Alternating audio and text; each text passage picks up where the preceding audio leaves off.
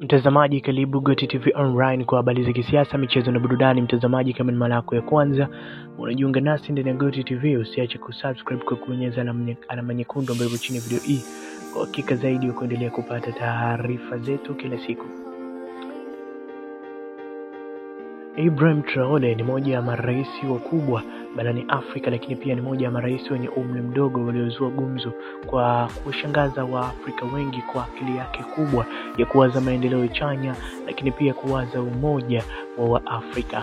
Akianza na Niger, Mali na yeye Burkina Faso, wameanzisha umoja wao ambao hautegemei pesa kutoka kwa wazungu. Kitendo hichi kimeonyesha ni jinsi gani Ibrahim Traore ana akili pana katika maendeleo ya nchi yake. Donald Trump akiwa anahojiwa na waandishi wa habari nchini Marekani ameweza kufunguka kuwa Ibrahim Traore ni wazi ni moja ya marais kutokea Afrika.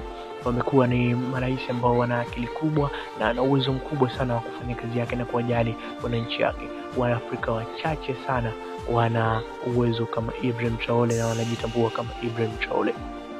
Asante mtazamaji.